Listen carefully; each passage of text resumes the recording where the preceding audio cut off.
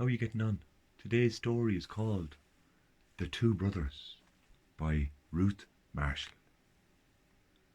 There were two brothers, Francis and John, who lived together in a small house in the west of Clare.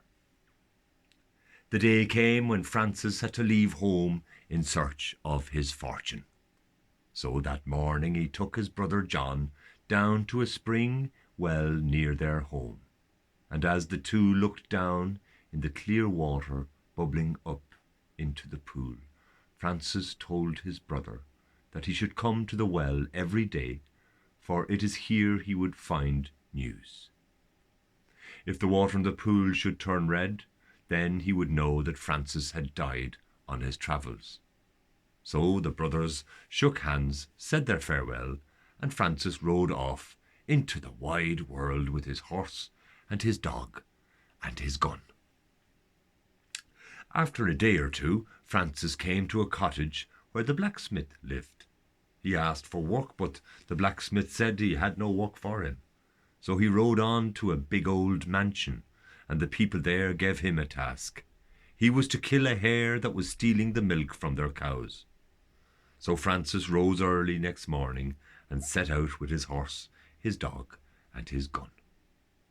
And when he got out to the field where they kept their cattle, he saw the hare already milking the cows. So Francis fired a shot at the hare, but did not kill her.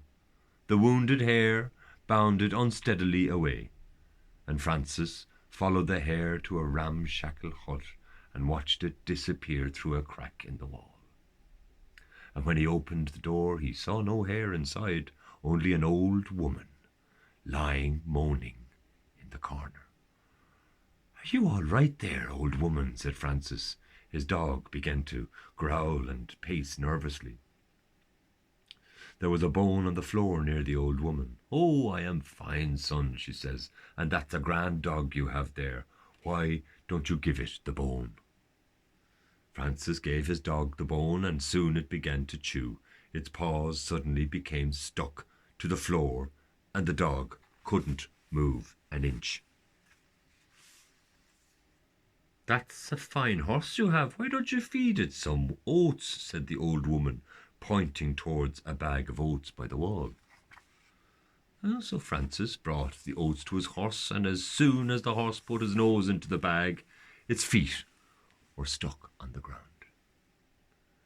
So Francis now was beginning to wonder if this woman was a witch, but before he could stop her, the old woman leapt up and killed him with an axe. The next day, back at the small house in the west of Ireland, in County Clare, John went to the well for some water, and what he saw filled his heart with grief, for the water was red, and he knew now that his brother was dead. So John decided he would travel out into the world himself and see where he could find his brother was buried, and sure, what else could he do? So he made ready his horse, called his dog, and took up his gun, and off he rode into the big wide world. And after some time he came to the blacksmith's forge and asked for some work there, but the smith had no work for him. He rode on and came to a big mansion, and he got work there. He was to go out to a field the next morning, and when he saw a hare stealing milk from a cow, he was to kill it.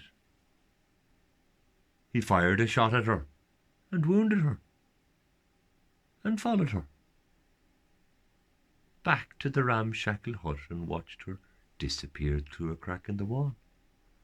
When he opened the door, he saw no hare inside, but an old woman, moaning, lying in the corner. His dog began to pace and growl nervously, and "Are you all right there, old woman?" he asked. "And I am fine, young man, I'm fine. That's a grand dog you have there. Maybe you'd like to give him a bone." "It's okay. My dog has eaten already this morning. And that's a fine horse you have. Maybe you would want to give it some oats." John shook his head again. He said, "Thank you, but my horse has eaten well this morning already."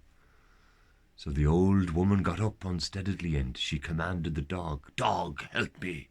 But the dog just growled, bared his teeth, and leapt at her with his claws out.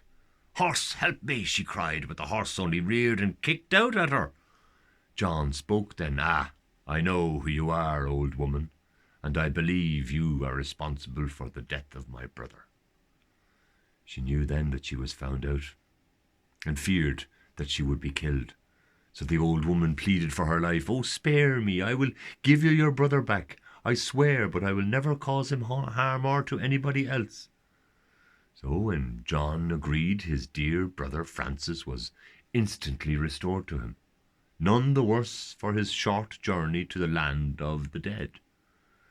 And the woman kept her word and never stole milk again. In fact, she became a model of virtue in the world, doing what good she could for everyone she met thereafter. And the two brothers celebrated their good fortune and set off together on the road, and no doubt they found many the further adventures. And for all I know, they may be travelling still, if the roads have not turned to gold and the stars fallen silver on the fields.